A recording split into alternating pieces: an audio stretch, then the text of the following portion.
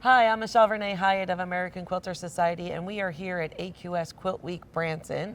We are in Category 5, which is Wall Quilts Stationary Machine, and I have the pleasure of being with Roseanne Smith in front of her SEGO LILY quilt. And it is beautiful. As a gardener myself, I absolutely love it.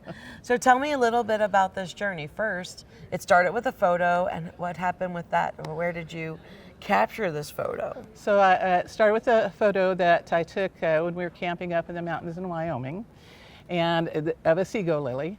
And probably a year or two after that, Ruth McDowell came to town. I'm from Lawrence, Kansas, and she was teaching a course. And so we had to bring a photo in. I brought in this photo, and you basically enlarged the photo, then took it back and figured out how to machine piece the image. What fabric to use and that sort of thing. So it wasn't done by, because so often we see them paper pieced these days or applique, but this you actually pieced on a machine. So this was, the whole thing is machine pieced. So what you did was you enlarged your image to that big and then figured out how to cut the image. You had into several sections. copies. Yeah. Cut it into sections. And so if you look at the quilt, you can see places where the seam line goes from there out to there, for example. I can touch it because it's my quilt. And then, like this is a seam line that runs down there all the way to the border. So you would piece the image together in chunks, and then as the chunks got bigger, you piece the bigger chunks together. So this entire thing is machine pieced. So you started this workshop in 2003. 2003. And you got the top done. I did. And then it kind of took a break. Sat. It sat. I couldn't figure out what to do with it. And so in about 2013, it came to the surface again, and I quilted about the bottom half, but not the flower and not the upper background. And then it went away again.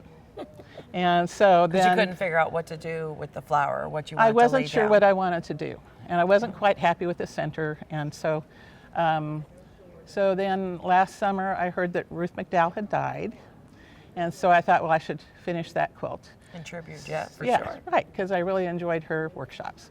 So I brought it back out and put it around different places so I couldn't ignore it.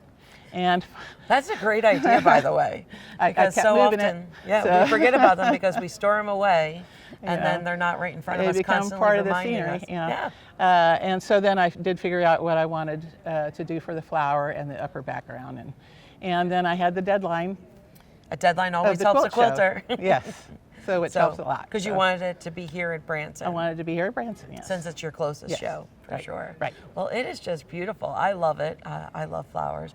And I really love all the different background fabrics that you have, because it really isn't just a green. There's so much interesting things going on, even in how you quilted it. Thank you. Yeah, it's very interesting. And so actually some of this fabric I found on our way back from Wyoming, this stripy one. I remember finding that and thinking, that could be stems. Perfect. Yes. So yeah.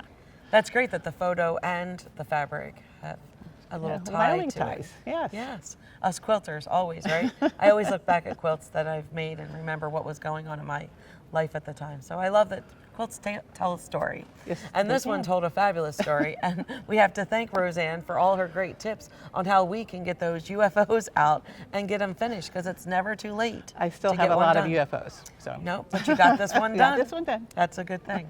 So if you're interested in entering an American Quilter Society contest, you can find out additional information on American Quilter. We have our deadlines as well as our rules. So make sure to check it out. We'd love to see your quilt here at one of our quilt weeks.